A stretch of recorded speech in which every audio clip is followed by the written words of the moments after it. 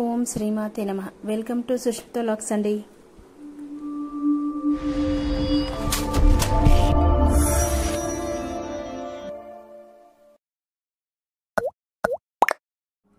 ముందుగా నా వీడియో చూసే వాళ్ళందరూ ఒక లైక్ అయితే ఇవ్వండి, కామెంట్స్లో పెట్టండి. ఏదన్నా ఉంటే మాట్లాడుకుందాం, నేను రిప్లై కూడా ఇస్తానండి. నేను లైక్ ఇవ్వమంటున్నాను ఎందుకో తెలుసా, నా వీడియో ముందుకు వెళ్ళాలండి, ఇంకో 10 మంది చూడడానికి అవకాశం కలుగుతుంది. ఫుల్గా వాచ్ చేయండి, వీడియో ఎక్కడ స్కిప్ చేయొద్దండి. మనకి ఆగస్టు 9వ తేదీన నాగపంచమి అయితే వచ్చేసిందండి. నాగుల చవితి మాదిరిగానే నాగపంచమి కూడా శుక్రవారం మనం చేసుకోవచ్చు.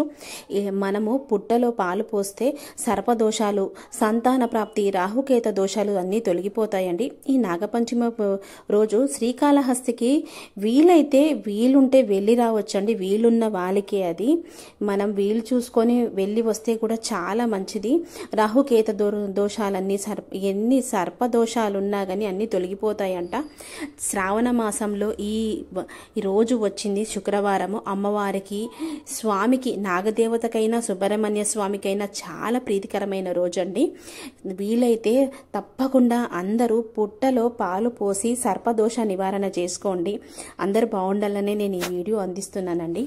అలాగే పుట్ట దగ్గరికి వెళ్ళి పసుపు కుంకుమ వేసి పుట్టలో పాలు పోయాలి. పుట్ట దగ్గర సలిమిడి నైవేద్యంగా పెట్టాలండి. పుట్ట చుట్టూ 4 ప్రదక్షిణాలు అయితే చేసుకోవాలండి.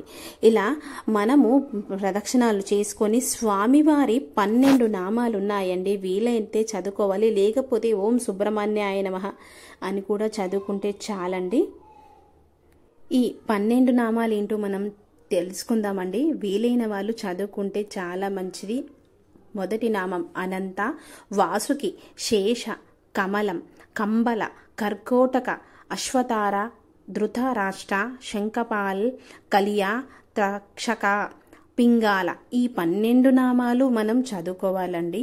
గుడిలోనైనా చదువుకోవచ్చు, ఇంట్లోనైనా చదువుకోవచ్చు అండి. స్వామివారికి ఎర్రటి మందార పువ్వులతోనైనా సరే, ఎర్రటి గులాబీలతోనైనా సరే, అలాగే కనకాంబరాలు ఎంతో ప్రీతికరమంట. వీలైతే లిల్లీ పువ్వులు అంటారు కదండి, సువాసన కలివి, లేకపోతే మల్లెపూల మాలైనా సరే వేయొచ్చు. చాలా మంచి ఫలితాలు అయితే వస్తాయండి. అలాగే చలిమిడి, అరటి పండ్లు నైవేద్యంగా పెట్టండి. కానీ సేమియాతో చేసిన పాయసం అయితే పెట్టకూడదంట అండి.